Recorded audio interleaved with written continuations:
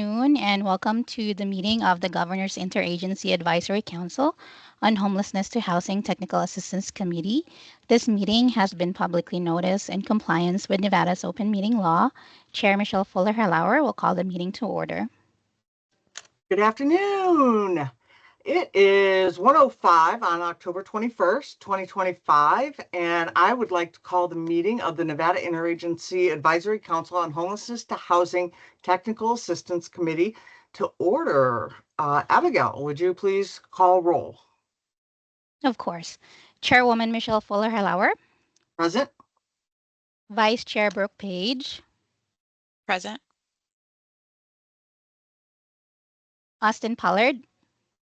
Present. Dr. Pamela Janelle. Present. Chris Murphy. Present.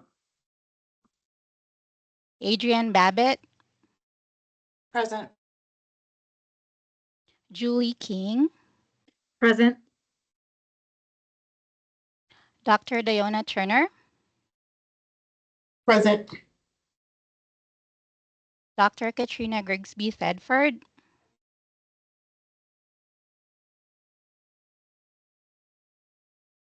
Arash Ghaffori. Present. All right, it looks like we have quorum, Ms. Chairwoman. Woohoo! Yes, thank you so much. Thanks everybody for being here. We appreciate your attendance. And we will move on to agenda item number 2. This is public comment. No action may be taken upon the matter raised until the matter has been specifically added to the agenda. Comments will be limited to 3 minutes. If you're making public comment via phone, we ask that you call 1-775-321-611. The ID number is 489-058. 294#. We're now open for public comment. Please unmute yourself and state your name for the council. Arash. Thank you, Madam Chair. My name is Arash Ghaffori, and first of all, I want to thank the members on the committee for approving my application and inviting me to join the fund. So first off, thank you all for that. Secondly, just wanted to tell everyone that we have the 9th Annual Nevada Youth Homelessness Summit occurring on November 14th at the historic 5th Street School. I'd like to invite any member of this committee to attend, and you can attend pro bono on us from one of our donors. So if any of you want to come, just please reach out to myself or someone else in the NPHY team or you can go to Summit 25 and get all the information you need from us. And but you can have free registration. And then also something cool we're doing this year is on November 3rd, we're doing a Light Up the Las Vegas sign in purple and gold in honor of Homeless Youth Awareness Month. So if any of you are free, November 3rd is a Monday from 8 a.m. to 8:30. Us and some commissioners and other invited guests will be out there celebrating the sign being purple and gold, raising attention and resources for young people experiencing homelessness. So I want to invite you all to that as well on November 3rd. Free parking at the Harley-Davidson store for anyone and everyone. So that is all I have, Madam Chair. Thank you for the time. Thank you, Arash, and thank you for letting us know of those activities. I think it's great that we have a lot of attention being given to our youth that are experiencing homelessness. Adrienne. Hi, good afternoon, everyone. I just wanted to share that I've stepped into a new role, and I have taken on the Deputy Administrator of Programs at the Nevada Housing Division. About 3 weeks in now. Thanks. Congratulations, Adrienne.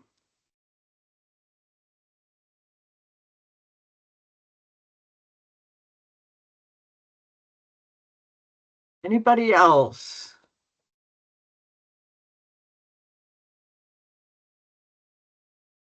Dr. Janelle, for the record.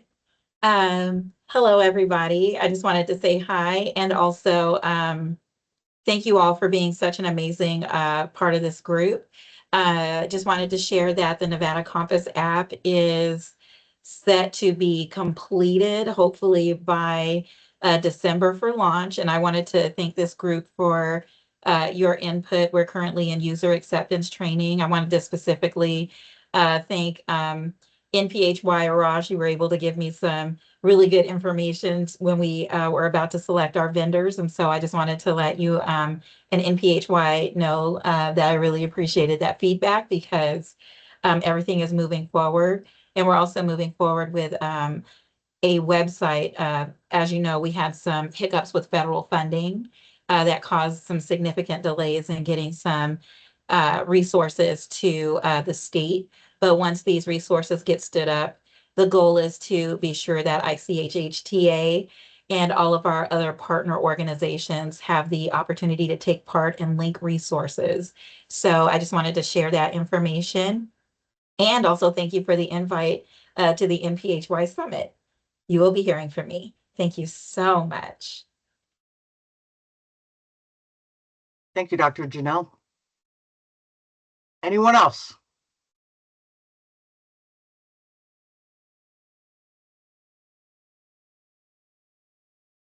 Not seeing anybody come off mute.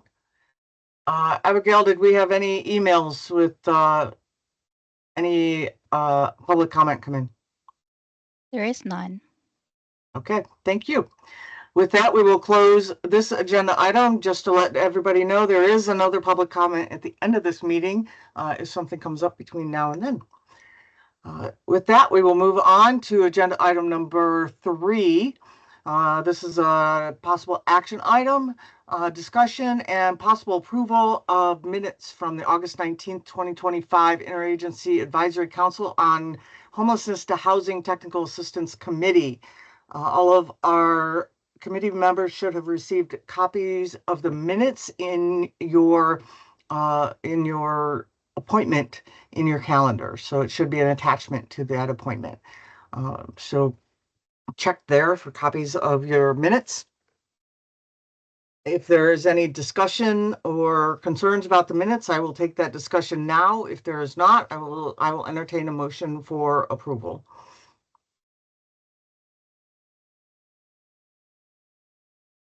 I will abstain since I was not there on the committee at the time. Thank you, Arash. Julie King for the record. I make a motion to approve the minutes from the August meeting. Thank you, Julie. We have a motion for approval. Do I have a second? Dr. Janelle, for the record, I second the motion. Thank you. We have a motion and a second. All those in favor, please unmute yourself and indicate by saying aye. Aye. Aye. Aye. Any nays, please unmute yourself and indicate by saying nay. Any other abstentions other than the one that already identified? It's Chris Murphy for the record, and I'll abstain. I was not at that meeting. Thank you, Chris. We have 2 abstentions. Motion carried. Minutes are approved. Closing agenda item number 3. Moving on to agenda item number 4 for possible action, discussion, and possible vote to fill the vacant seats with candidates who have submitted their applications. At this point, I don't know that we have had any applications that were submitted for vote and possible approval.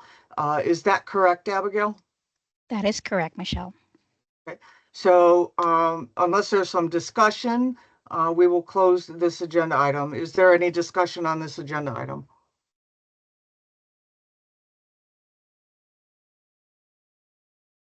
Hearing none, seeing none, I'll go ahead and close this agenda item and we'll move on to agenda item number 5. For information only, introduction of new and continuing members of the ICHH Technical Assistance Committee member.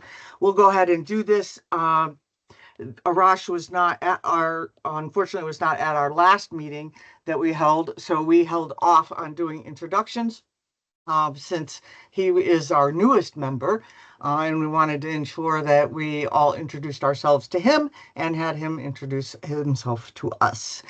So this is just an opportunity for us to have time to get to know each other a little bit, since we will be working together. So with that, I will open the floor to see if anybody would like to be the first to just do a quick introduction of themselves, where they work, what they do, why they're here, so to either Arash or the rest of the group, and move forward. Well, I will start if it's I'll okay. start. Okay. Hi, everyone. Brooke Page. I use she, her pronouns, and I'm the managing director for the Corporation for Supportive Housing, or CSH, and just want to welcome my fellow White Tiger, Arash, to this forum. Thank you so much for applying. We need your expertise and support to address youth homelessness, and your expertise amongst just all the hats that you wear and the impact that you make across the state. So thank you for joining. Thank you, All Brooke. right. Dr. I'll go. Dayana?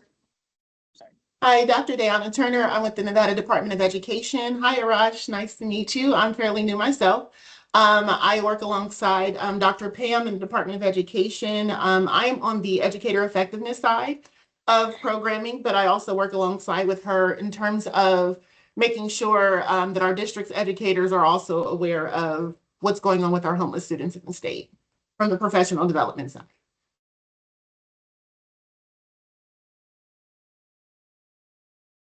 Thank you.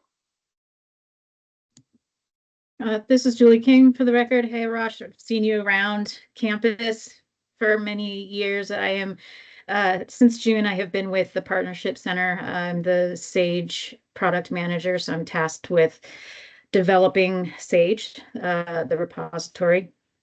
And yeah, that's it. I kind of already know you.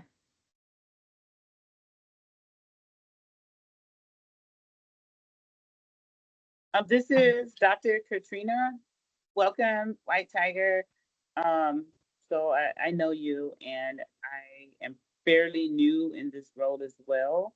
So welcome to the group, and can't wait to hear your ideas and expertise and all that stuff moving forward. Welcome.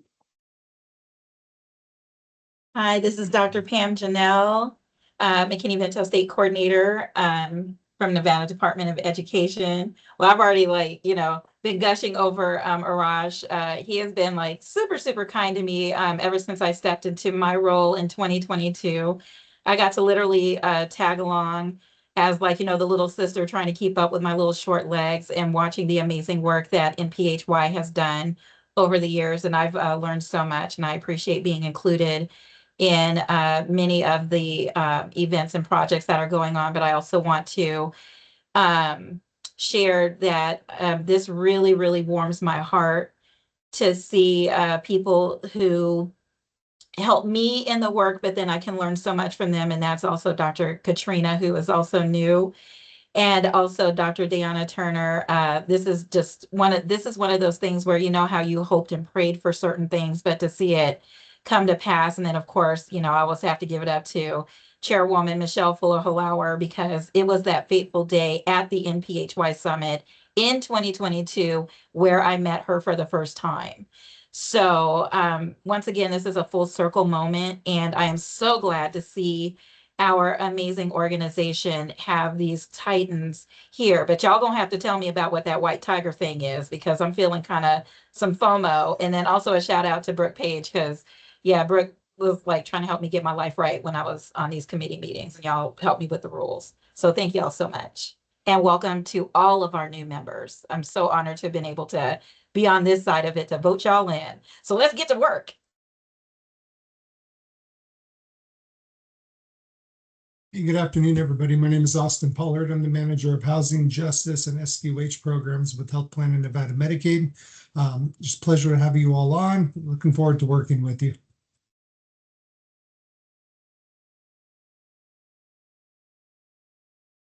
Hi, this is Chris Murphy with New Frontier. I turned my camera on, but it decided it's not working today. Anyway, we provide services to homeless individuals. Over the past 14 years, it is through a SAMHSA PATH grant that was passed through the state, which we lost this past year, unfortunately. But we still provide homeless services. And I'm just very happy to be here representing that community. Thanks.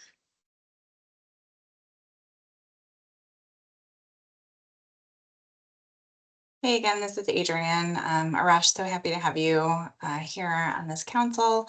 I'm representing the Nevada Housing Division and all of the HUD CPD formula funds, some DOE weatherization grants, and the state investments in affordable housing through HMNI, the attainable account, and the supportive housing development, among a few others. So anxious to see where I can align some of the strategic plan with the funding.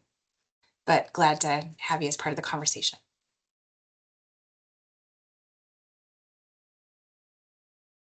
And I am Michelle Fuller-Hellauer with Winged Wolf Innovations.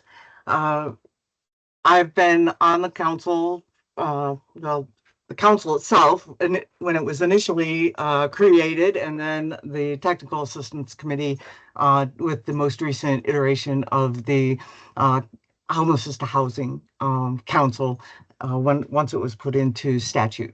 So we've been working in homeless services for over 2 decades. As you know, we've been worked very, very closely in Southern Nevada.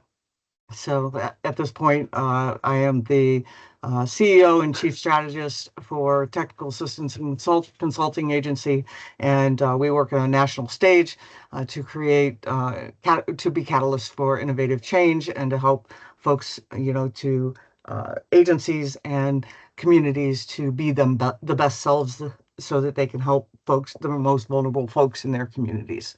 So we're really, really thankful to have you at the table to help us in Nevada to make strategic change and to help the most vulnerable here. So thank you, Arash. Tell us a little bit more about yourself. Yes, hello. So again, wow, thank you all for providing a little more information about yourselves and for all the kind words and niceties. And quite simply put, I just feel it's an honor and a privilege to be joining this ring of superstars. I've grown up in this work with several of you. I've been in this role at MPHY as a CEO for around just shy of 15 years. So if we do the math, that means that I got in a driver's seat around 28 years old, and that's the first time Michelle met me. So world of difference now that I'm 43, but I've definitely grown up with some of you and have seen the amazing work that many of you on this committee have accomplished within your own rights as professionals, but also in the movement to really address and end all forms of homelessness that's happening through all corners of our state. So I just tip my hat off to each and every one of you for the incredible game-changing elements you bring to our great state. So thank you all for those niceties. And a little bit about myself. Again, my name is Arash Ghafouri. I started kind of in the homelessness and specifically the youth homelessness space a little over 15 years ago.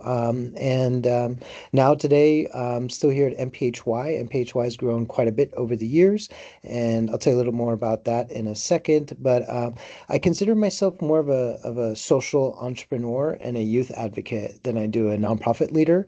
I still see myself as running a business. We're in a business of ending the issue of youth homelessness. And just like running any business, you need partners, you need stakeholders, you need technical experts, you need supporters, and you need funders and everything in between. So, and we at MPHY, we're a grassroots organization founded in 2000. So we're about to celebrate our 25th anniversary next year. And there's 2 sides to our house. One is high quality direct services on the ground, where we serve on a given year anywhere from 600 to 700 unduplicated youth through the course of 15,000 plus interactions, and then make contact with several thousand more young people on the streets and in different settings to do preventative outreach, street outreach, or community-based outreach. And then the other side of our hat is that we're also an advocacy organization. We're founded by getting a law passed to open our doors. And through the years, we started something called the Movement to End Youth Homelessness in Southern Nevada originally. Now it's a statewide movement. We've convened about 8 or 9 summits, brought together thousands of people, have gotten a couple state laws changed to benefit young people experiencing homelessness, have done a lot of technical and system level sort of advisory roles. And most importantly, at MPHY, we're of the belief that not one agency like MPHY, not one funder or one sector of the government can solve this issue alone. And it does take technical expertise. It's not as simple as doing a roof and a food and calling it a day. But I'm preaching to the choir, and the point is to say, what a great segue to be on this committee, which serves in a technical advisory capacity on behalf of our state, so we can make the system work better for the individuals that access it, while we work on making the programs also better for those people that access it. So thank you for having me on board. It's a pleasure and an honor, and hopefully I can keep up with all of you. So thank you. Thank you, Arash. And again, just another thank you for being with us. We really appreciate having you join us. And I want to give yet again another shout out, because you must be a good luck charm for us, Arash, because this is, I think, the first time in, I don't know, forever that we have every one of our members at the table at the same time. So that is means for celebration. So let's see those. Yeah, let's see those emojis. I'm glad I showed up. It's huge. That is huge. Really? So I'm gonna do my wolf.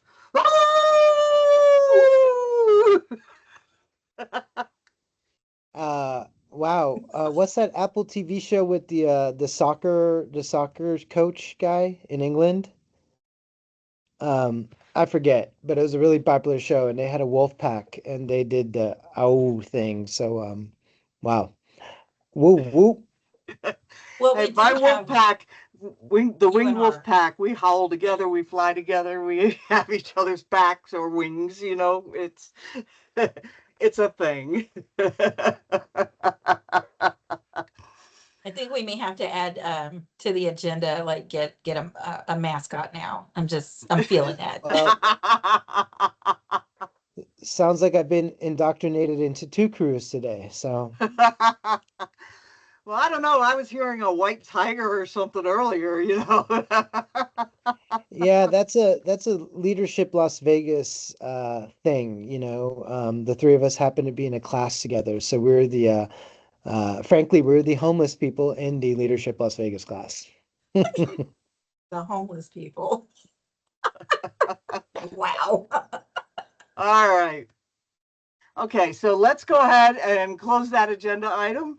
And we will move on to agenda item number, I think we're on 6, for possible action. This is actually a discussion and possible vote on all scoring criteria for new members. Current membership representation and any lived experience. So let me kind of give some historical background on why this agenda item is up. And while we're doing that, Abigail, if you could kind of bring up what our current scoring criteria is for our discussion.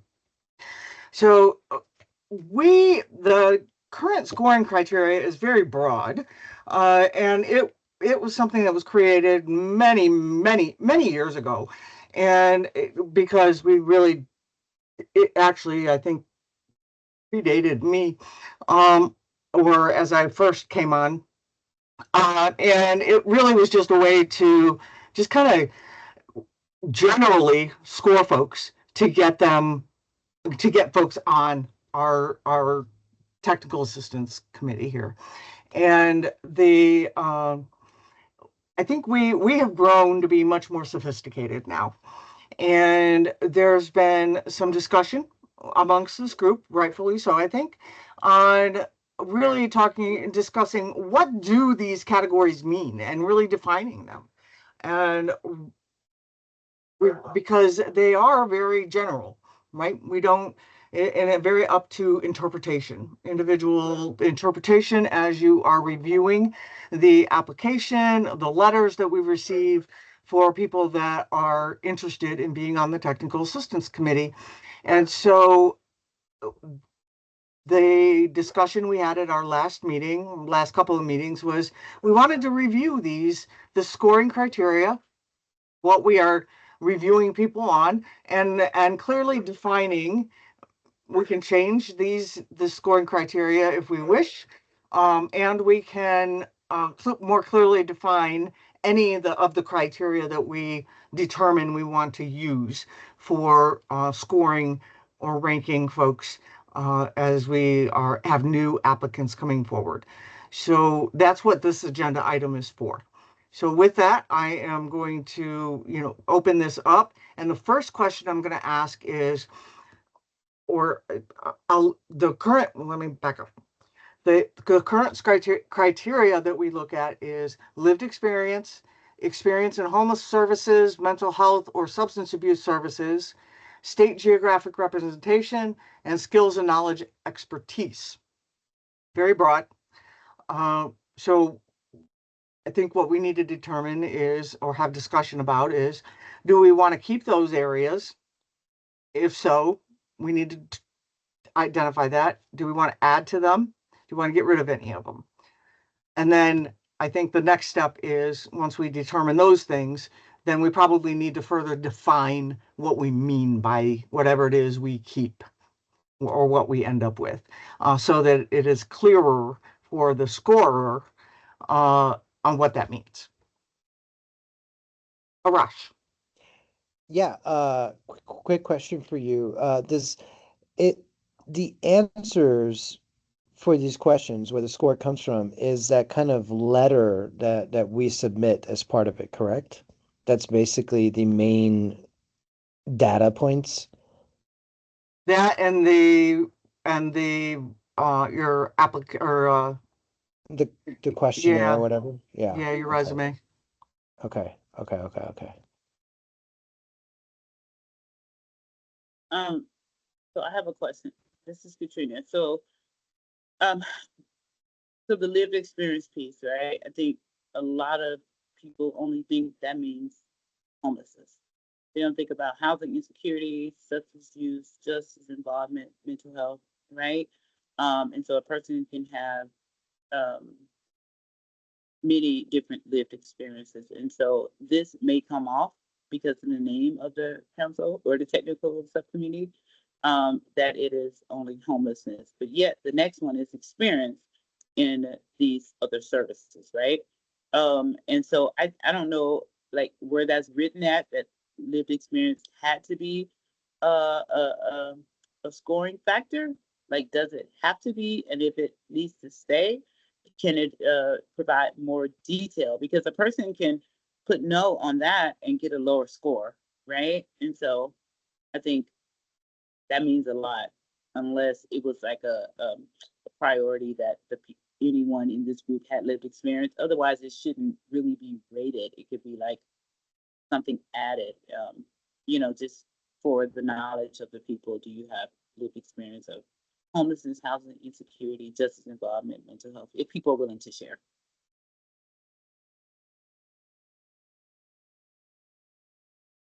Thank you, Katrina. That's a great point.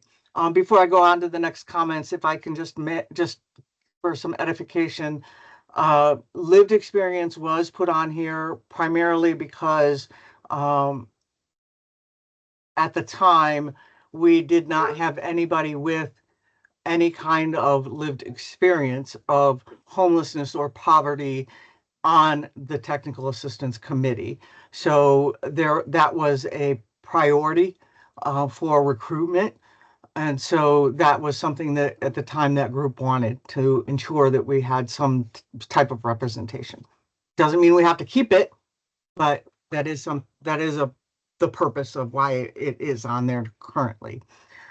Chris. Geographical representation. In scoring many of these over the years, what I find difficult with this one is a lot of people, they live in one community and they service that community and they have a lot of experience in that community. And so since it's only one community out of the 15 counties in Nevada, I would tend to score that lower because it's only, but if they're coming from the rural, that's 13 counties that the rurals represent. And so I think it's kind of unfair, so if we could add clarification to that, I think for me it would be helpful. Thanks.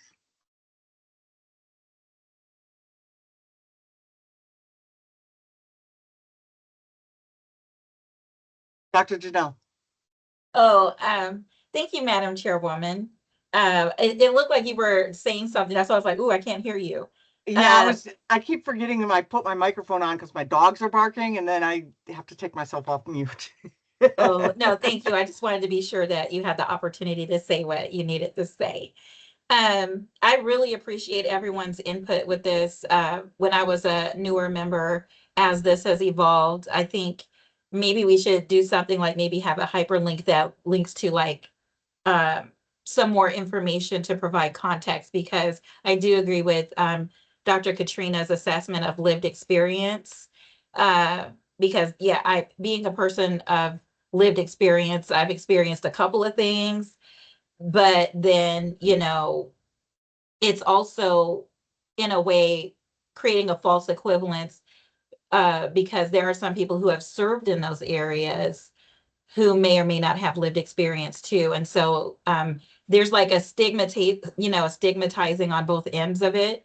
And I really do appreciate what Chris said about the state geographic representations, because as I was scoring some of these, I'll just be transparent, that was like really hard, because you brought up a good point about the rurals, literally like 13 counties. I mean, Nevada is a majority rural, but then if you are in an organization that serves the whole state, do you or do you not get an advantage to that because of the geographic representation? Like, for instance, I service the whole state, but then someone who services like rural areas that have deeper, needs in some instances, it creates that false equivalence. So I really do appreciate that. So maybe we could probably like have hyperlinks that, lead us to like more detailed explanations for each of these as the committee decides. I'm just curious and wondering if you all are seeing what I'm wondering. And if not, Pam will dial it back.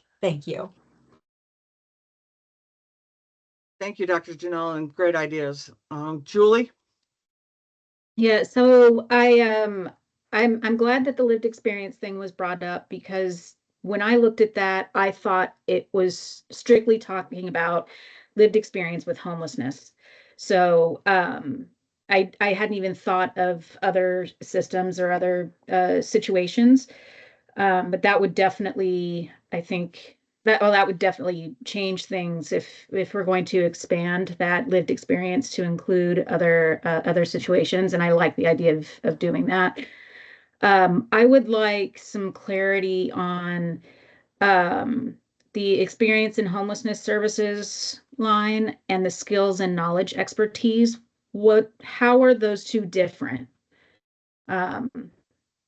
So yeah, I just wanted the clarification on that. I will comment too on the state geographic representation.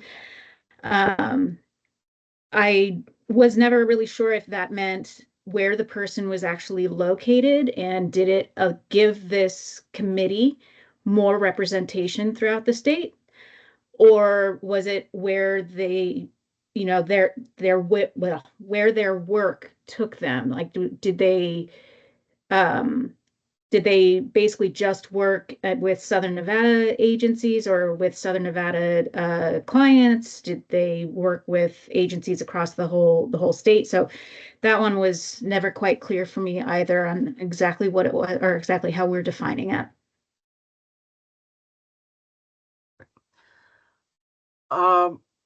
Question to the group. Would you like me to give some historical context at this point, or would you like to continue with the comments first and then me give some more historical context in response to Julie's questions?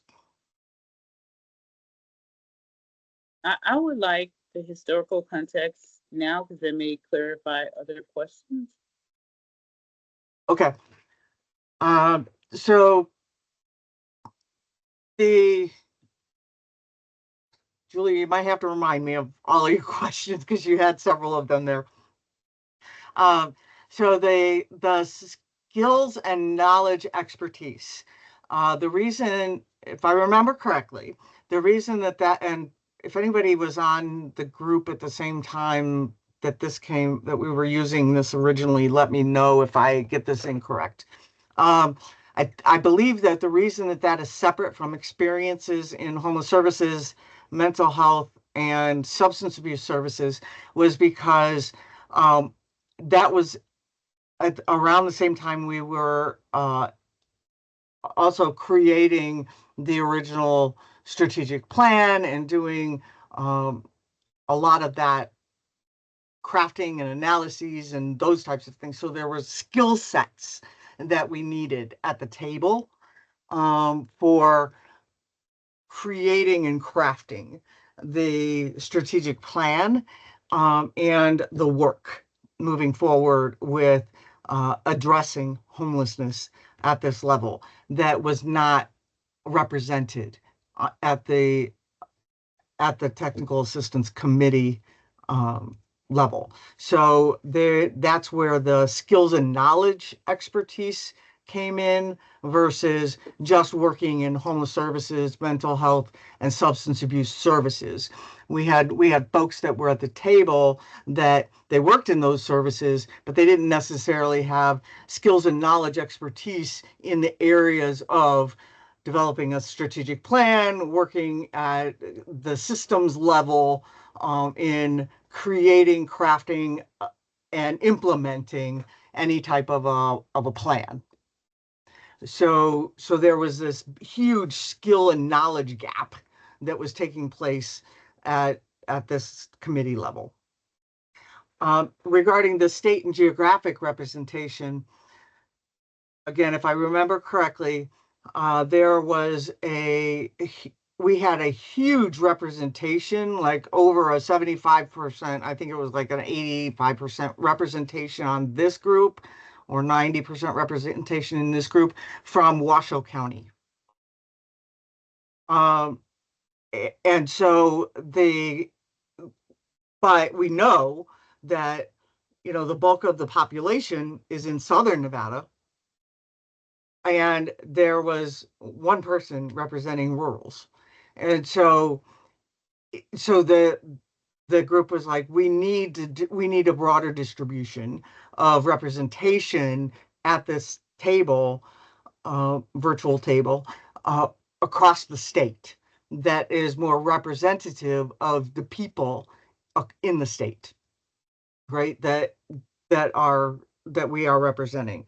So that's kind of where that is so if you are in an agency that is working statewide, touches folks in agencies statewide, or in agencies that touch people statewide, and you can kind of speak from that lens, that's great. If you are in, but we need to look at what the composition is on the current advisory committee. And are we heavy in one geographic area of representation? Do we need more people from another area? Like do we have nobody from Southern Nevada? Or do we have, there was at one point we had no representation from Southern Nevada. And we had one person that was a statewide representative. We had one person from rural, and we had everybody else from the north. So that's a discrepancy, right? So we needed to really make sure that there was better geographic representation. Now, is that the best way to word that on here? Probably not, but that's how it ended up on there. So just putting that out there. Julie, did that answer your questions? Yes, thank you. Okay. Dr. Dayona. Yes, really quick. I just wanted to make a comment, really. I recall when I applied to be a part of the committee. So the work that being new to Nevada, and I had the misunderstanding of the state geographic representation and the work around homelessness that I did at the strategic level, I would say, really focused on the skills and knowledge expertise area. So I think to everyone's comments that having definitions and clear information connected to what those items are referencing would make it clear going forward. So that both the applicant has the understanding, of course, and then we internally as well has that as well. Because without personally not having lived experience, but working in those spaces in Ohio, being a part of like boards and chairing boards. So the skills and knowledge expertise, everybody has their specific roles. And I think having those definitions, right, would be beneficial both internal and external. So just kind of commenting and piggybacking on what everyone's been saying. Yep. Arash? Yeah, so in an attempt to try to keep things as simple as possible, I'm just hearing kind of two things. One, that there needs to be more of a common understanding of the definition of each of these things that we use, these four lines that we use to score. And then secondly, it seems like is there a discussion perhaps in terms of what type of composition this group is trying to achieve? For example, is it minimum 30% lived dex? Is it minimum, one geographical representative for the 5 geographical priority areas, rurals, frontier, northern, southern, tribal, I don't know what they are, or something that eventually, if there's a lot of robust applicants, right, something to better distinguish, be like, okay, well, we have tons of people from Southern Nevada, so we really need to focus on rurals right now. And so this person that's rural and lived experience would score better than someone who on face looks just as good, but we are overrepresented in one area. So having information about what we want to achieve could help us better score this with common definitions too, if that makes any sense. Yes, it makes total sense. And I think that we are now getting sophisticated enough that it probably makes sense for us to start moving in that direction. So thank you for that. Dr. Katrina. Oh, so my question, it was not as eloquent as Arash, but kind of similar. I was going to ask, like, where is the guidance written that talks about the composition of this group? Is this group able to make recommendations to send to the other committee to change those? And I kind of honestly think that lived experience should be like extra points and not a point that is like on the Likert scale. Because people would score lower if people were just looking at a score, right? And, of course, we got to look at that as well as the information that they email in to make an informed decision. And lastly, for the experience in homeless services, mental health, I think we need to have justice assistance there because they intersect as well. So a person could have a justice experience and not feel like they are a good fit for this group. You know what I'm saying? I don't know if they know the outside individuals know this is what we're scoring on. I'm sure they don't, but for our purposes, like it would be great to have that population of professionals in this room as well, since it's like on the strategic plan, some things around jail and prison involvement, and so those are my last 2 comments for now. Great comments and great questions. There is no guidance on the makeup of this group and how we determine who is part of this group. We do that ourselves. So we have carte blanche. So that's why that's on our agenda, for us to determine what we want to do, and we can be as sophisticated or as low key as we determine that we want to be or need to be. As long as we're transparent. Dr. Janelle. I love the way you say my name, Dr. Janelle, for the record. I really appreciate everybody's addition to this conversation. I appreciate, once again, Arash, how you framed like the dual purpose of the scoring. And I appreciate, Dr. Turner, you sharing your experience as you were applying, because that also helps. And Dr. Katrina, I really appreciate you reiterating the point that it's important to emphasize the lived experience. And with all of that being said, I love the fact that we're pretty much encapsulating walking and chewing gum at the same time, which I think is very important that we actually have some written foundation for things. And here I'm coming from being a teacher. If I were to look at this and if I was a student and I looked at it, I'd be like, what in the heck am I supposed to do with this? But having like guidance and information on it, one of the things I do appreciate that Arash brought up was not only just using this to accept members, but then also it would be a living, breathing tool, because as you know, our composition of our committee changes over time, because we do know that, you know, things change and representation may or may not like fall off or be concentrated in different areas. I think this tool, having the foundational explanations, and so that's why I was, you know, talking about hyperlinks if we want to keep it brief, but if we were to link on it, it would move to like the, you know, FAQs page or explanation page, including the purpose of the, you know, document and the scoring tool, and also outlining the process that's being used. I think that would be a very elegant way to not only, you know, feel free to move about the cabin, but then also show that committee and then also our public facing partners that we really mean business when we're, you know, being very intentional about the selection of our committee members.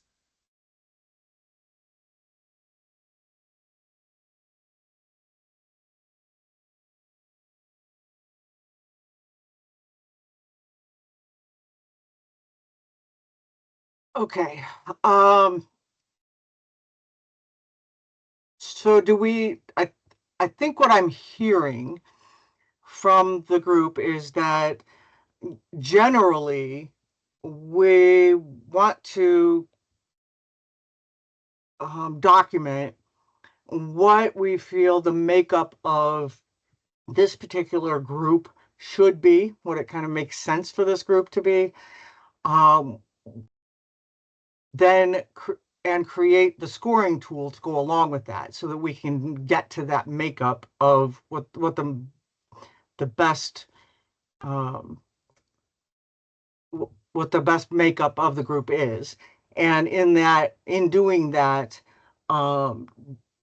document how we get there, right? What that process is for scoring, and the details of what that looks like, so that there is some type of almost a standard operating procedure for scoring for moving forward. So there's more equity when we get to the point where we're scoring, and it's more transparent for both future applicants and for the future reviewers. Is that a fair summation of our conversation, or did I totally miss the boat?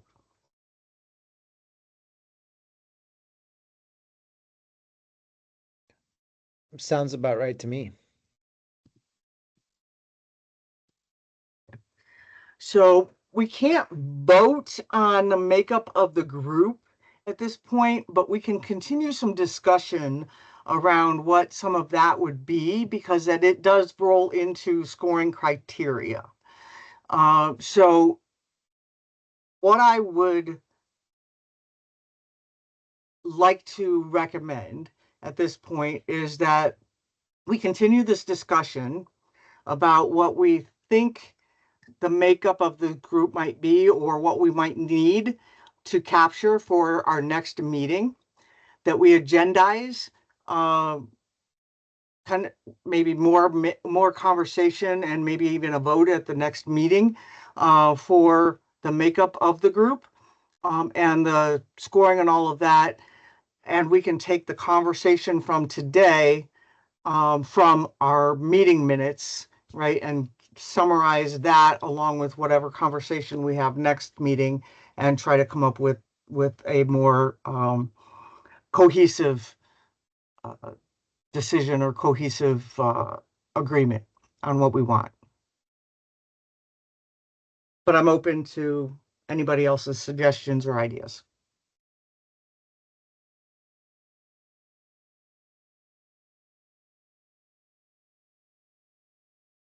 Hi, Michelle. Brooke, for the record, I've had to step away for a second, so I apologize if I missed a comment around this, but I was just curious. What I feel like is also missing is the context in terms of what our working group is intended to solve for and the expertise that we need at the table to achieve that.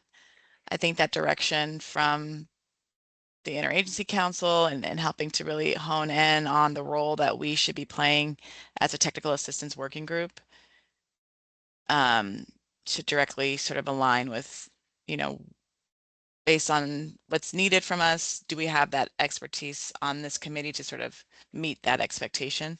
So I think it's kind of something that we, you know, it'd be helpful to get just more guidance and to understand the role. I know in the past we've been asked to write a strategic plan.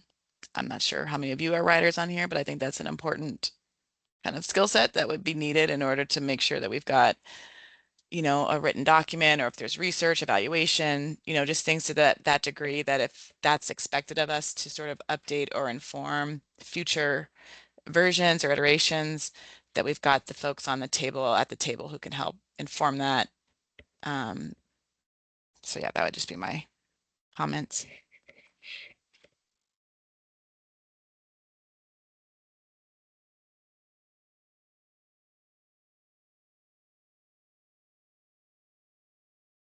That's a great point, Brooke.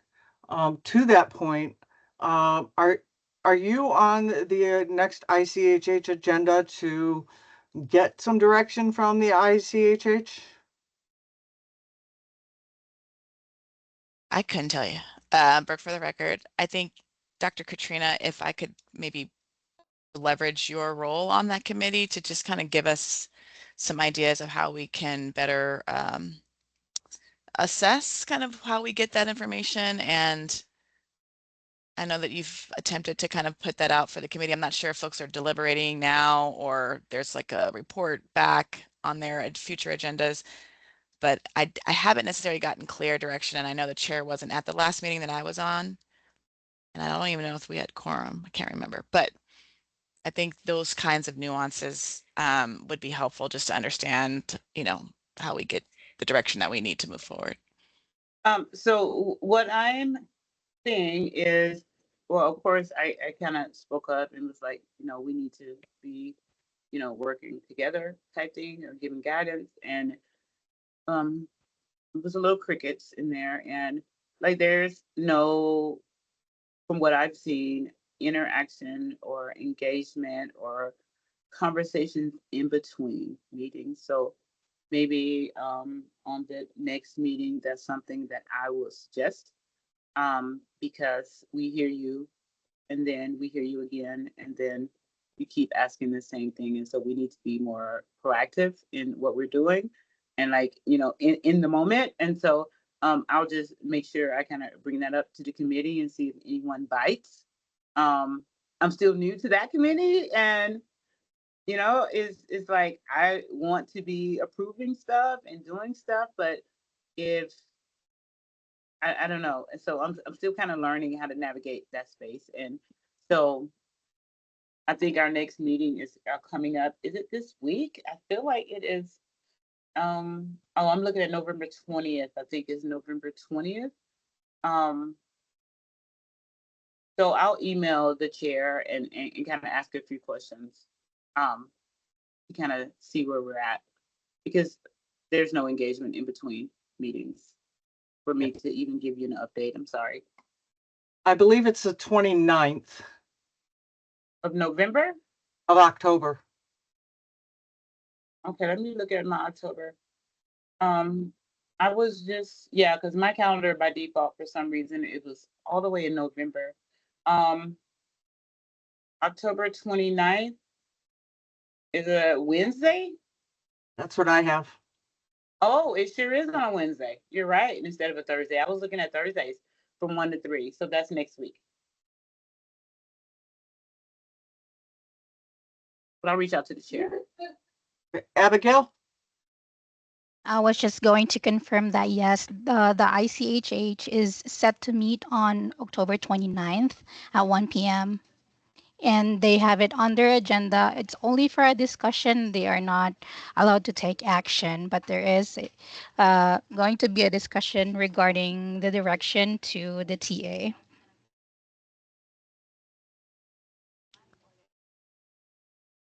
Thank you. Abigail, this is Adrian. Do they need to vote?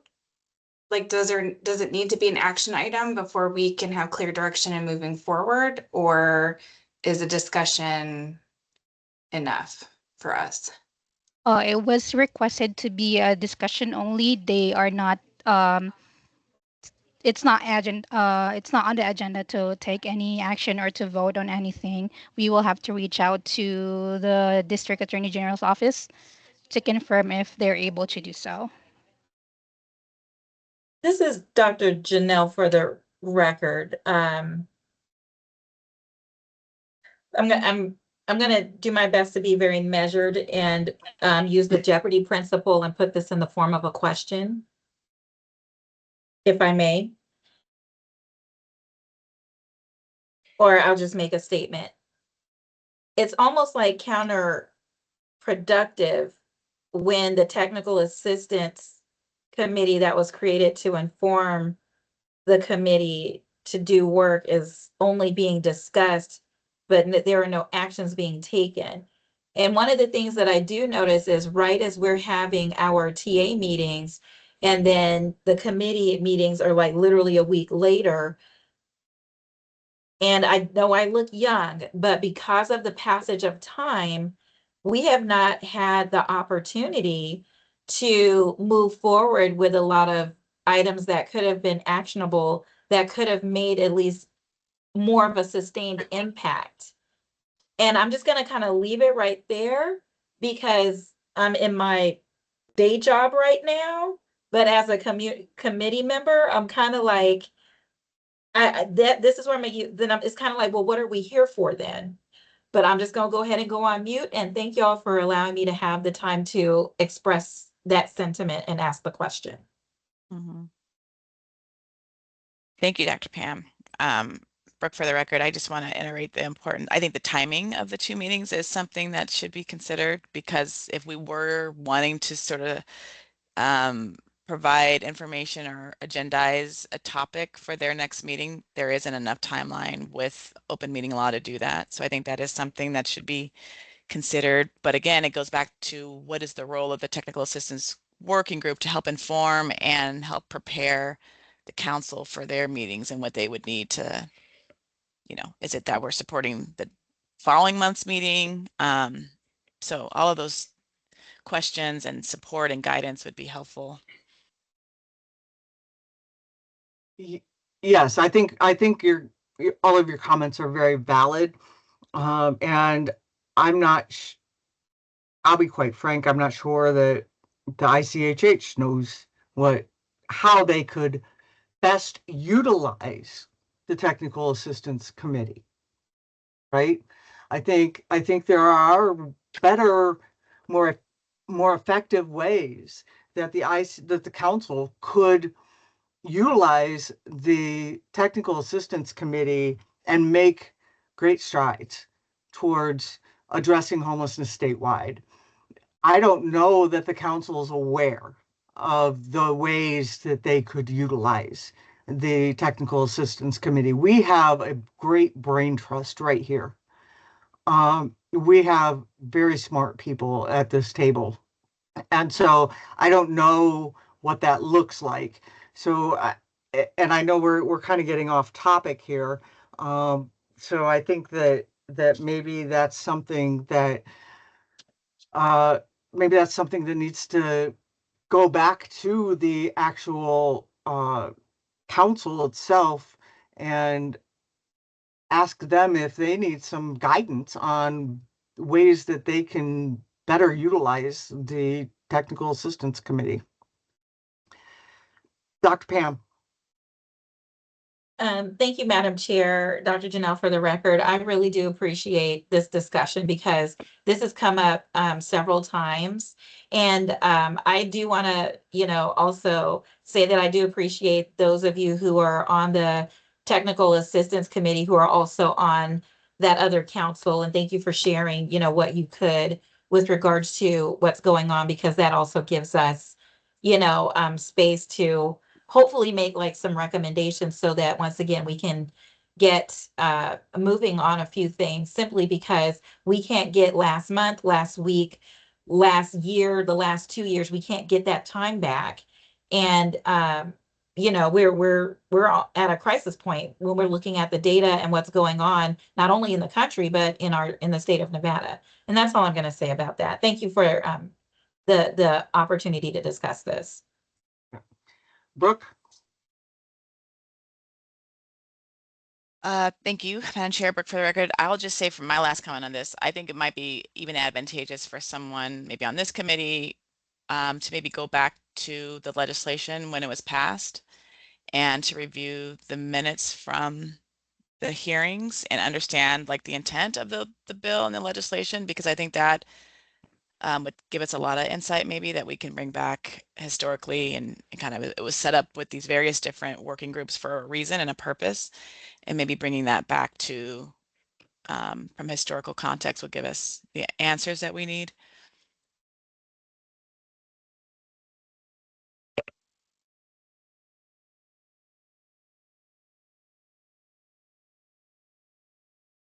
Okay. All right, thank you.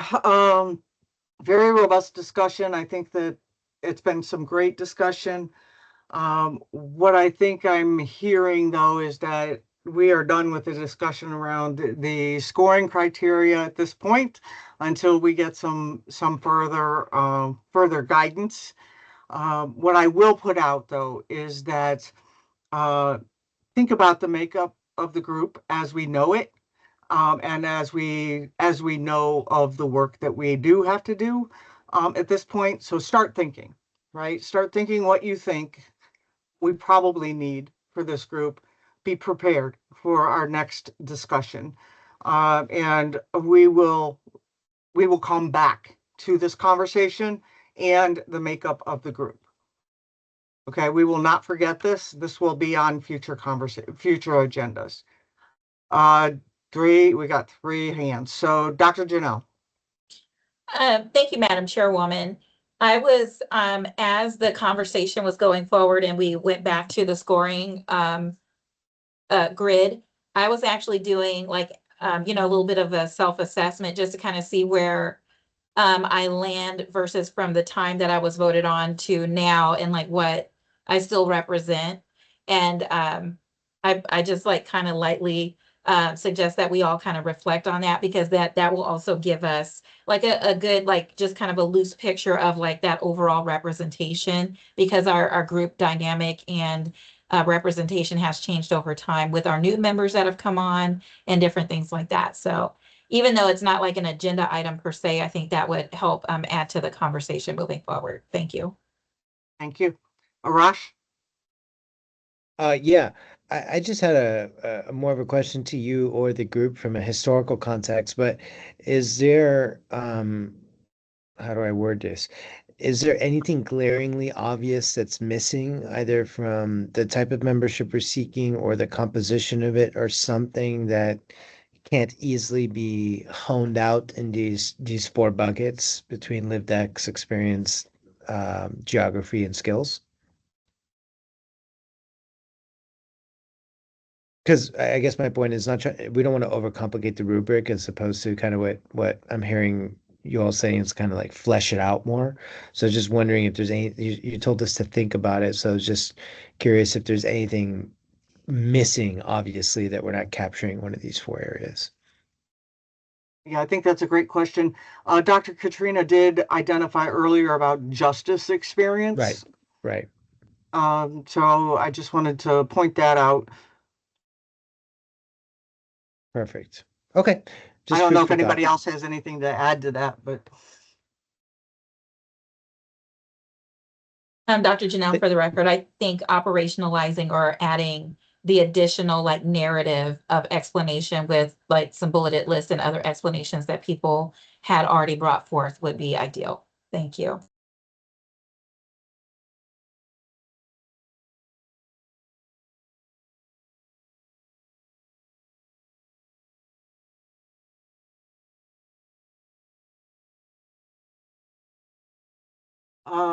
Dr. Deona. Yes, really quick. Want to make a comment or offer to Brooke Page's point about looking at legislation and all of that. I'm not sure of the process of how you guys go about it, but I would be willing to look into the legislation and try to find details around when the committee was created and just some of that language and all of that. So I can kind of start there. I don't know formally how I should go about that. And then once I gather that information, if someone can let me know who I submit that to, or just hold on to it and place it as an agenda item, just advise me on how to do so.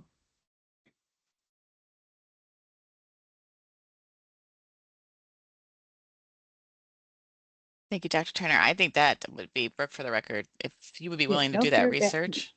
Type of committee members I like, somebody that's going to just jump in and do. Thank you. Oh, problem. this is Thank a you. nice tent.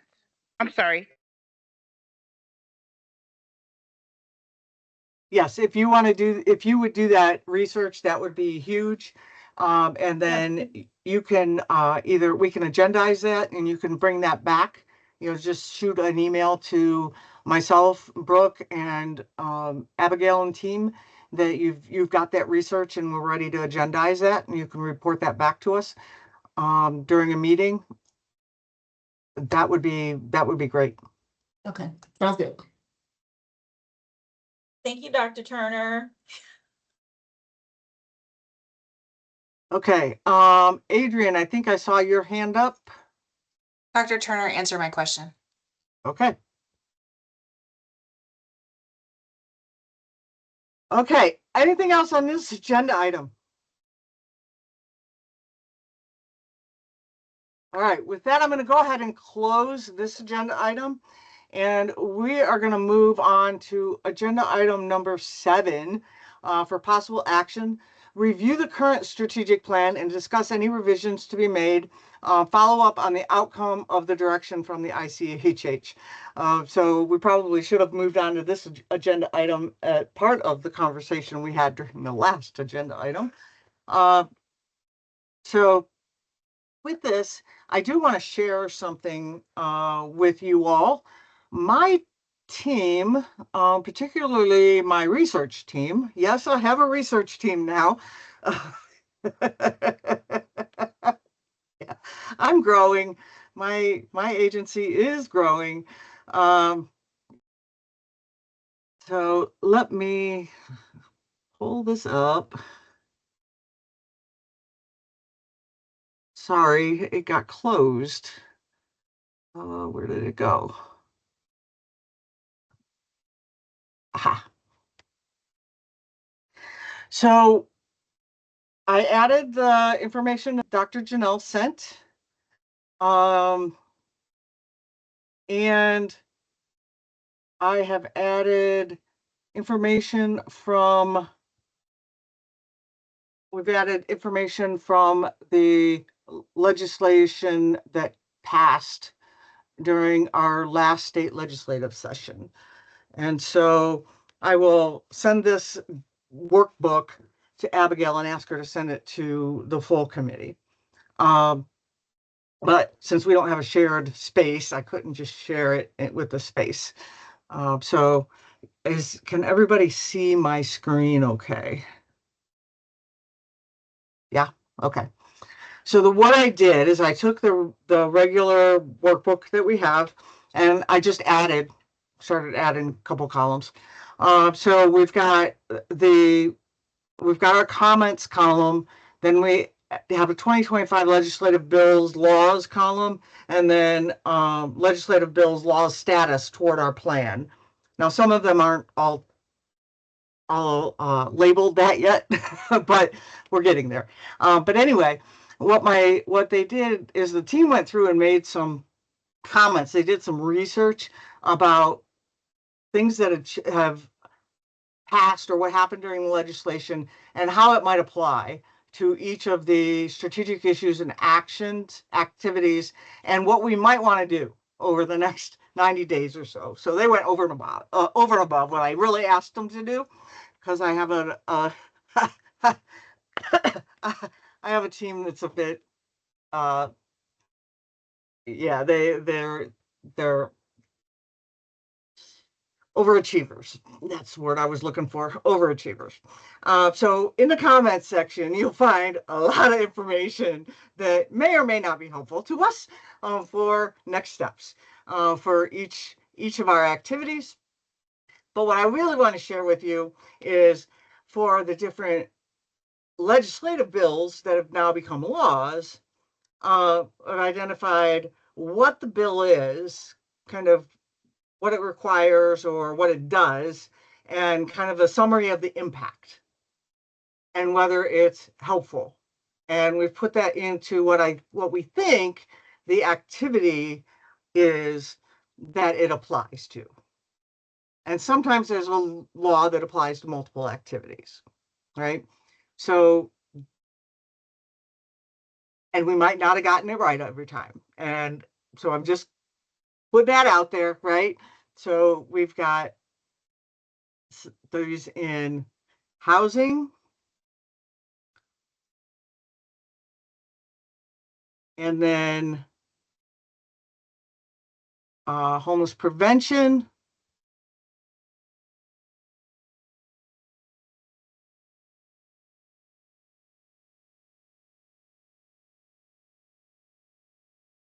wraparound services. We didn't identify any laws that really hindered us. Which they might have missed some, but I didn't identify, as I was looking through here, any that they identified that really were harmful.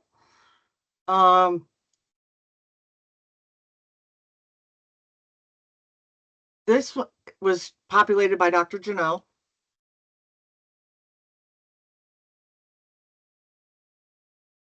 And Dr. Janelle, for the record, I would love if other people would look at it too, because there may be some things I may have missed. So feedback and suggestions are always welcome. Then same thing through here. Adrian. Hey, Michelle, do we have any goals or actions around fair housing in Nevada?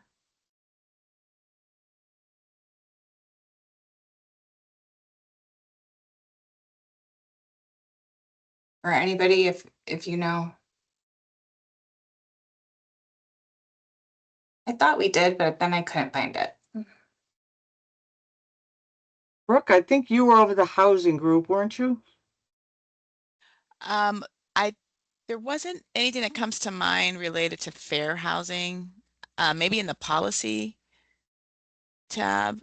I think things around tenant protections came up as in conversation, but nothing specific. Oh, there's fair housing violations. Identify Yeah, who the is policies. responsible for fair housing violations in Nevada and determine what is being done. Mm-hmm. Yeah. And I thought that actually lived with the housing division, Adrian, so that'd be interesting to know if that's not the case or not. Right, yeah, so Nevada does not have a FAP, which is a fair housing equivalent to FHEO for HUD. We have I think it's called NERC, which is the state, is it NERC? I don't know if that's another acronym.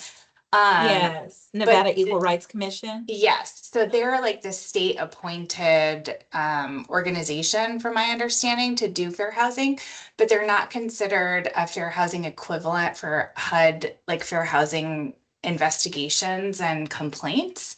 And given the recent reduction in staff with HUD fair housing intake and investigations teams, I think that that could be an area that that we could look at. So I just wanted to see if that was on there, because that would be a recent change, I think, given the fair housing memos that have come out indicating the prioritization or lack thereof of some complaints, and that the state does not have an equivalency for investigations.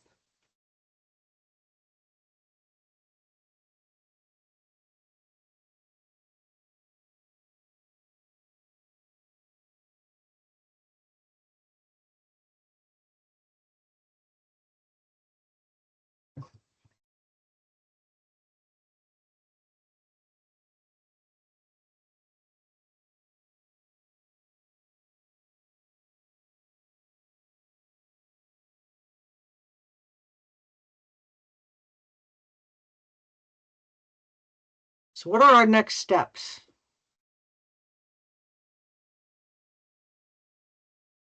This is Adrienne. I feel like we don't have any next steps until we can get more guidance. It feels like our hands are really tied on what we are allowed to do until the ICHH meets and evidently formally votes on the actions this committee is allowed to take.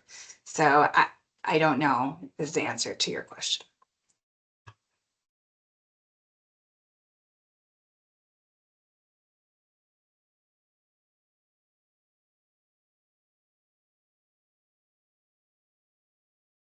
Brooke, for the record, I agree with Adrienne, and you know, we don't want to continue to invest time and resources into updating a document or providing information if that's not something that is going to be leveraged or used, I think, at the ICHH level. So it just would be helpful with that direction and guidance. We can kind of divide and conquer. I think ideally it would be great if this body was helping to update that work plan, action plan, leverage our existing access to community to help inform that action plan, and then, you know, provide what decision points need to be made from the ICHH for them to kind of help figure out how to solution some of the challenges that are raised in that action plan.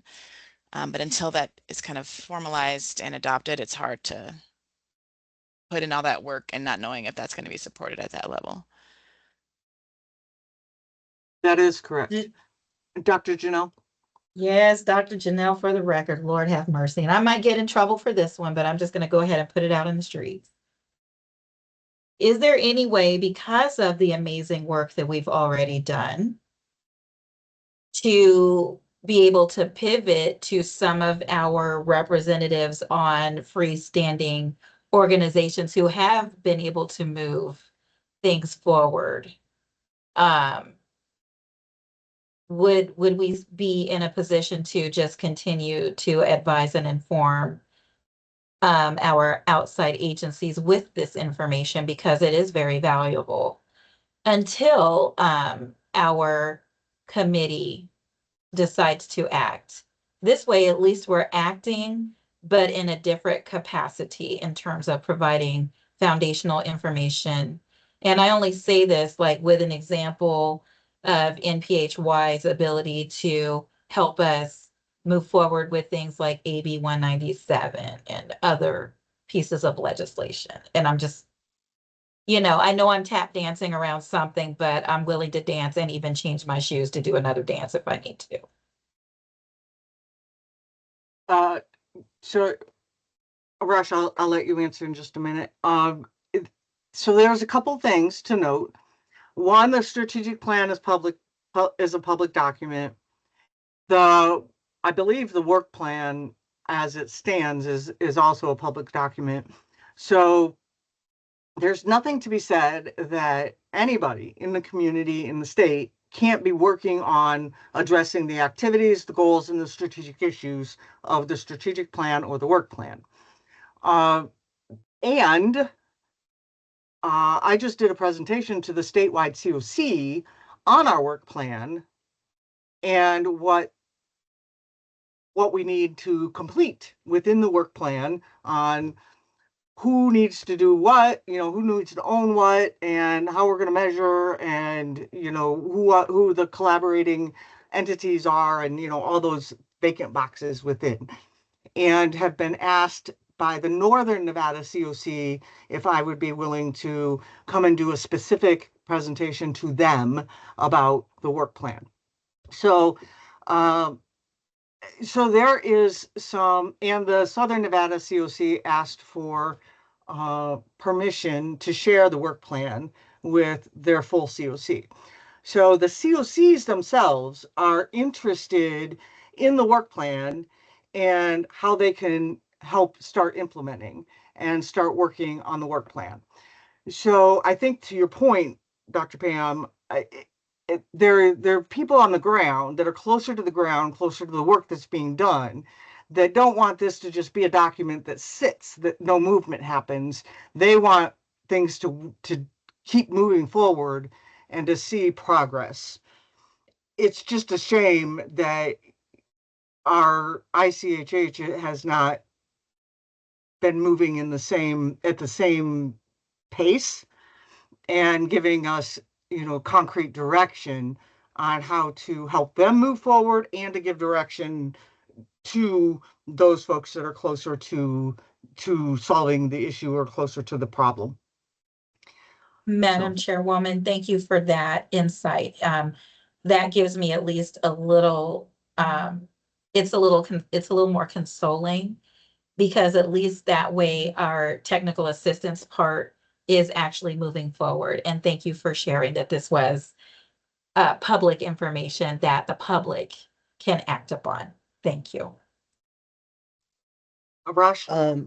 Yeah, Chairwoman and group, considering I'm a newer member of the group, my question is, what's the quickest way to download kind of on where we are with the plan, what this concept of this working document or action plan, it kind of sounds is, how can I kind of download on where we're at with that and where that's just kind of going? Because that would help me, suggest or just even have input, I guess, because I'm just wondering, do we need to review this document to see what actions actually happen on the ground that is aiding and abetting some of the existing goals? Is it time to start thinking about, modifying the goals? I'm not sure if it's done once every 5 years or how that works, but how can I kind of download in terms of where we are and where we've been and where we're going with just kind of, the concept of plans and these presentations and our role into that. Does that make any sense? I think it does. And to be honest, Arash, I don't know that it's in a succinct document or in a succinct type of place for you to say, this is where we're at right now, because it's taken us, a year and a half, 2 years to develop the work plan, and it's still not complete on how we're going to measure it. And, we're still working on the work plan that goes with the strategic plan. The strategic plan does need to be updated every 5 years. And the strategic plan was adopted in 2022. Got it. So it's been a slog to get to where we are today, and we're still, kind of just slogging through the muck, so to speak, to get where we are. We still need to finish populating, I think, the work plan to figure out how we're going to get the work done. And we've identified that there are areas within the work plan that there's probably duplication of activities from within the strategic issues. One of the one of the areas that has been identified is that this is a volunteer group that folks, like every other, work group, folks have other jobs, and nobody is paid to be on here except for, the DWSS staff, and they are admin. They are not allowed to do anything that is substantive to the content of the work. We've asked about that and have been told that that is the case. So, and so we've also inquired about there being money to hire a contractor or somebody to help us get these things completed so that we could have a complete work action plan to put out to the COCs and the rest of the stakeholders. And the ICHH has not come up with anything to pull that together. So it continues to be kind of this slow moving boat. Well, that was actually pretty helpful because I knew some of the higher level moving pieces. So that makes a lot of sense. And rest assured that I, by osmosis, will join the slogging along as fast as I can.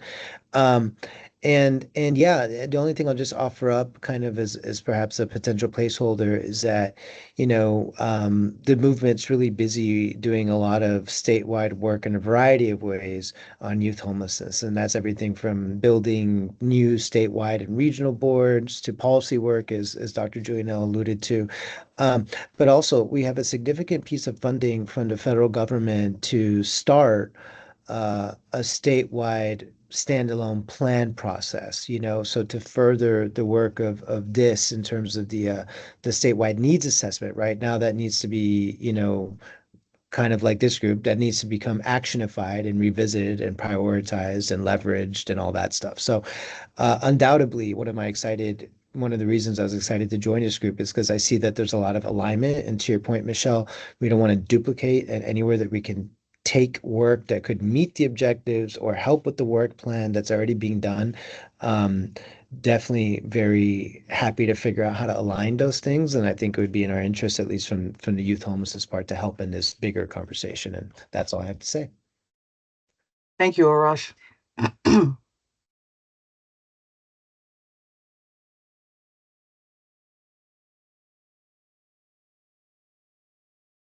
Okay, anything else on this agenda item?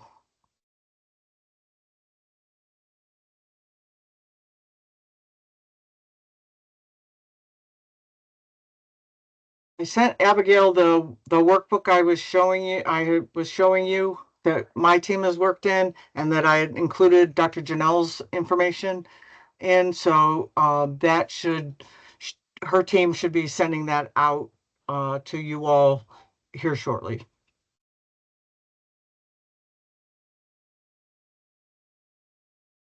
Okay. That's an impressive work of your team, Michelle. Thank you. Sure. I will pass that along. Okay. Anything, last call on this agenda item?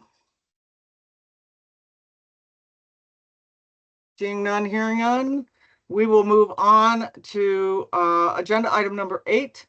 This is for information only, a discussion of agenda items for the next meeting, which is November 18th.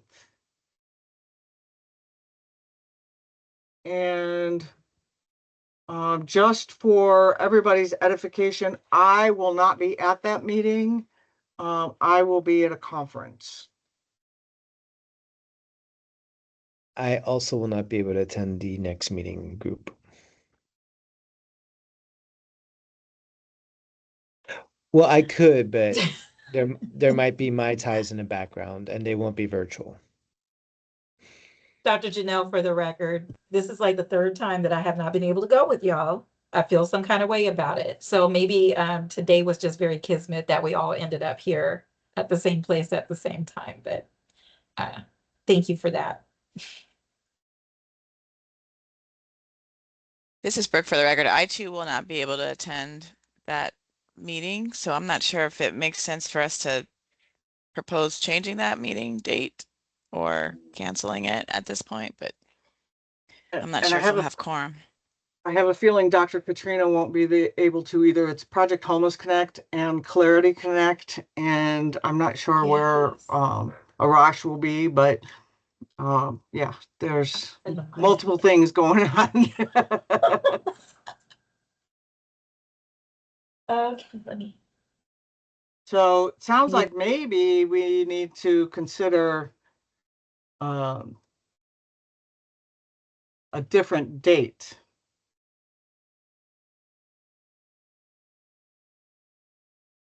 What about the 28th? Would people be available on the 28th?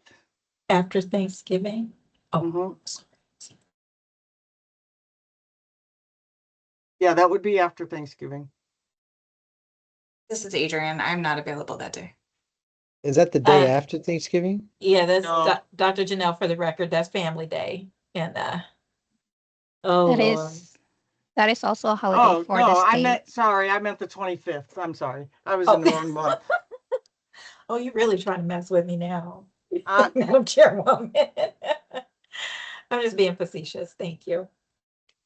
I can do the 25th. Yep, I can do the 25th as well. I can as well. Dr. Janelle, for the record, I can as well, unfortunately. Right. Austin Pollard, for the record, I'll be out all that week. do we just skip November? Dr. Janelle, for the record, as a former educator, they usually refer to this month called No School November because there are the smallest amount of instructional days during that month. And I do know that school will be out as well for a certain amount of time for some of our districts as well. My question would be, are there any pressing items that need to be addressed that require, quorum in November? Do we know? Thank you. I don't believe so. We're still waiting on direction from the ICHH. So if it's okay with everybody, we can identify what we want to put on our agenda for December. Does everybody think that they will be here on December 16th? I will be. Yes. Dr. Yes. Janelle, Yes, Madam Chairwoman. your hand was Oh, were up, you sorry. calling on me? Yes, thank Yes. you. With that being said, because we already have our amazing Nevada Partnership for Homeless Youth CEO here, I would move that we would consider attendance at that summit as our meeting. Because it's November 14th, right? But then also availability for December, I believe I'll be available. Thank you.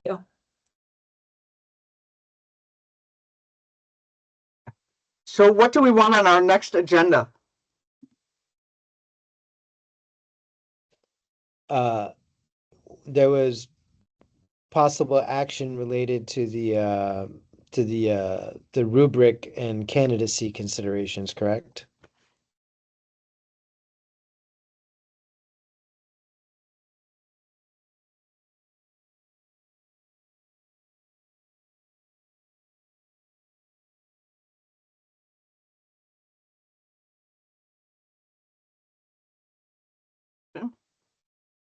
What else?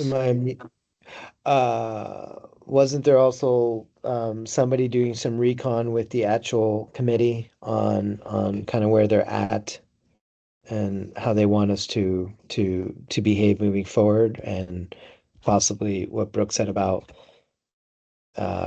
aligning meetings to meet with open meeting law in a way that work can be done in between the interplay between the committee and our group. That's a very long agenda item.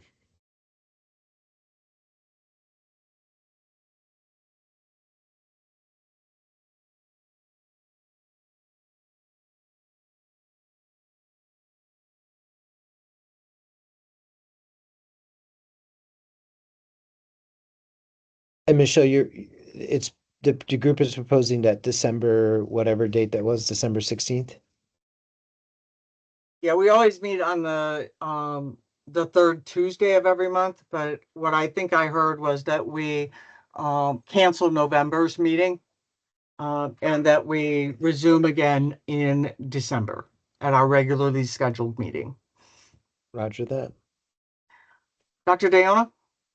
Yes, really quick. I don't know if this should be an agenda item, but the information that I'm going to be looking up for the legislation, I don't know if that can just be something that's sent out to everyone and you can just review. Or should it, I don't know if that should be an agenda item for discussion more so since someone's still going to get with the committee. I mean, with the council to see our direction anyway. I don't know if that's just internally for us to just take a look at the legislation.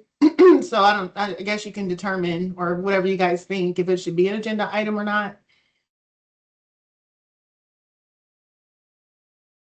Dr. Janelle? Dr. Janelle, for the record, thank you, Dr. Turner, for making that suggestion.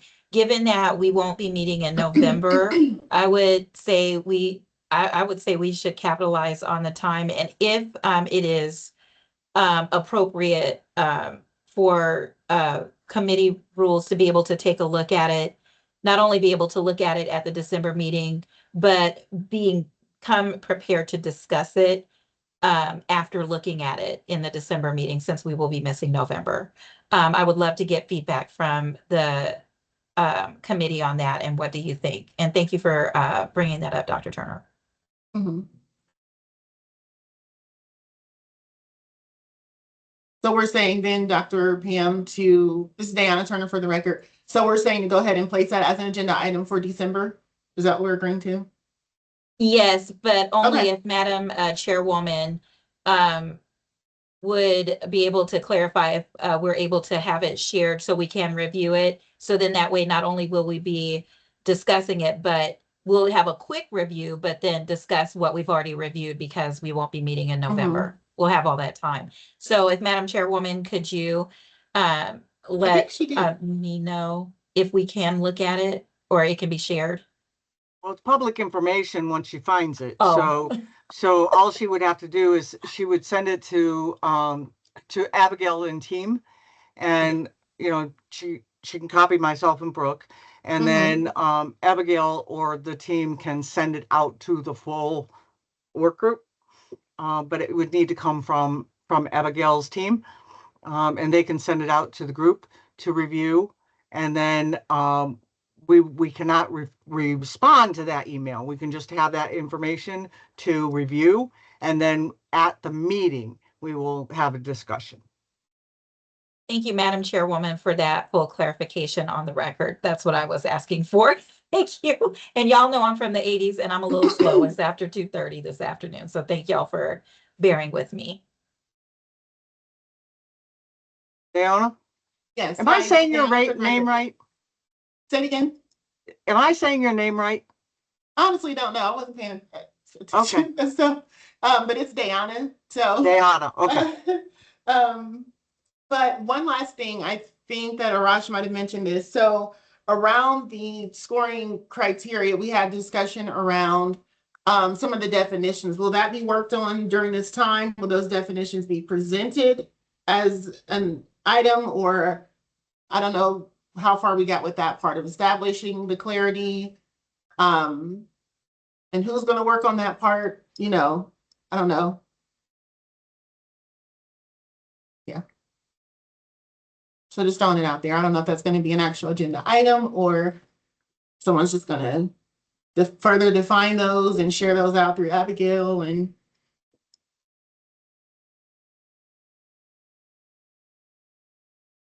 Yeah. I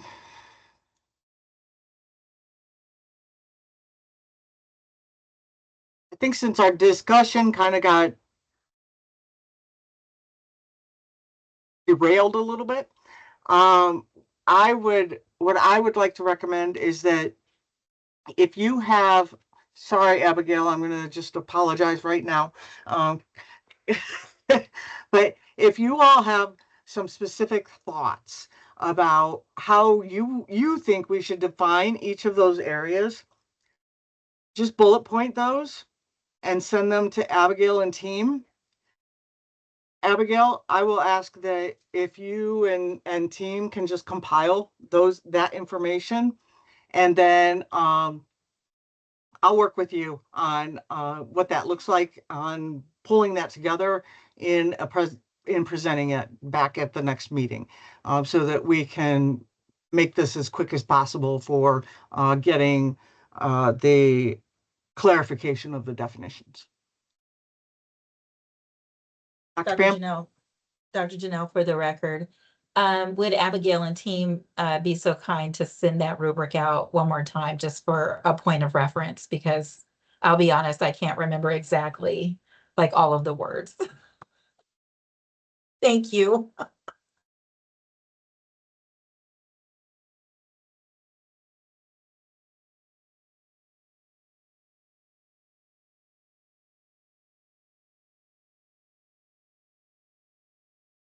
Okay, anything else?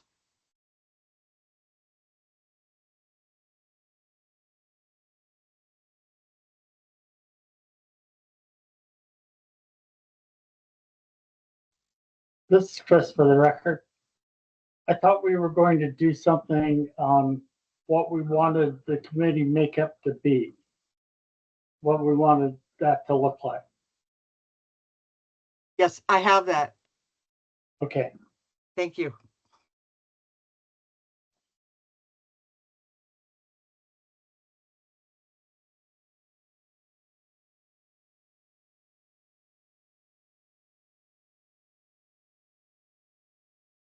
Okay, and hopefully we can get some direction from the ICHH. So we'll put a placeholder for a report back on any direction we get from the ICHH.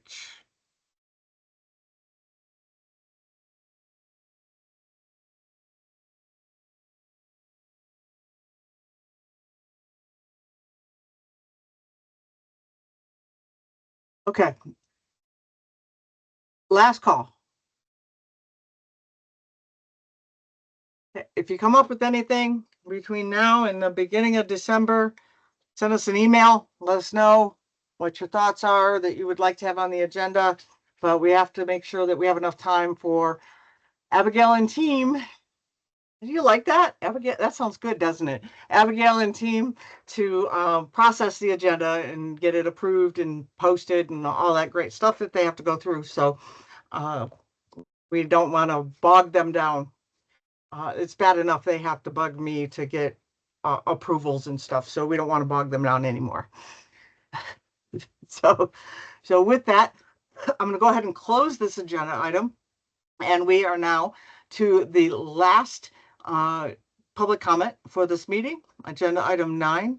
No action may be taken upon a matter raised until the matter has been specifically added to the agenda. Comments are limited to 3 minutes. If you are making a public comment, please call 1-775-321-6111. The ID number is 489-058-294#. We are now open for public comment. Please unmute yourself and state your name for the council. Arash Kapoor again, just want to extend that invite one more time to our summit. If anyone wants to go, you can reach me at my email address and I'll help you get connected. Again, it's November 14th and also our lighting ceremony on the 3rd. Thank you, Madam Chair. Thank you. Any other public comment?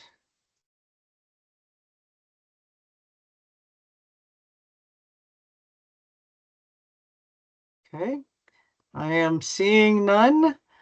Abigail, has anything come in via email or otherwise during the meeting? There is none. All right.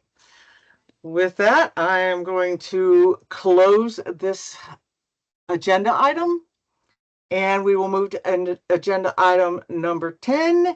And it is now 2:49 and I will adjourn this meeting. We will see you December 16th. Same bat channel, same bat time. You all have a wonderful Thanksgiving Enjoy the youth summit.